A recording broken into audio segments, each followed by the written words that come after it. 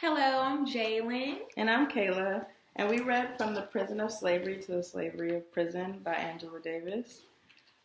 This document is about the abolition of slavery and what it turned into after slavery was abolished, and how the prison system actually mimics slavery and was used to criminalize Black people, and how it is what it has turned into today.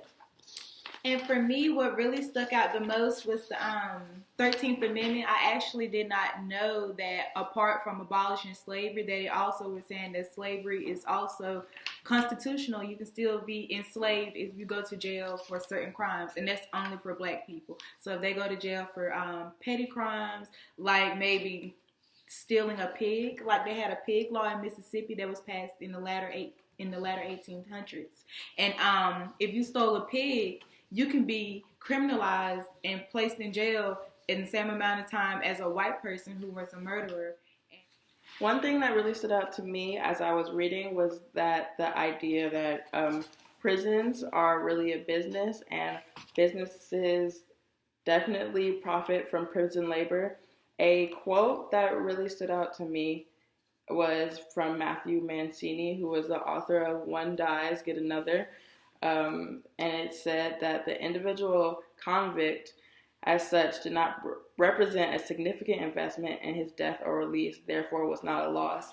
And he goes on to explain how slavery was actually less profitable than prison labor today. And then I just thought about how there's a lot of different companies now that we use on a daily basis, whether that's grocery stores like Whole Foods or companies like Wendy's or Victoria's Secret that profit off of prison labor today, and how this is really just a slave system and it should be illegal.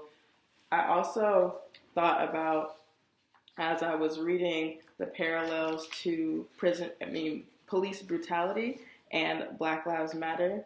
Do you have anything to say about that? Yes, like they always say, like history repeats itself, but me and Kayla came up with the conclusion that it's actually just continuous. It just continued over time. It's just now that it is more widely seen, and a lot of Black people really don't think that it's a form of slavery or is a form of racism. They think that all that is in existence, but in today's world, we like to call it institutionalized and systemic racism. And so it's still going on today with the police brutality, just as they said in one of the quotes throughout this selection. Yeah, we're going to end off with this quote, and it says, "If an unarmed colored man is shot down and dies in his tracks, a jury, under the influence of this spirit, does not hesitate to find the murdered man as a real criminal and the murderer innocent."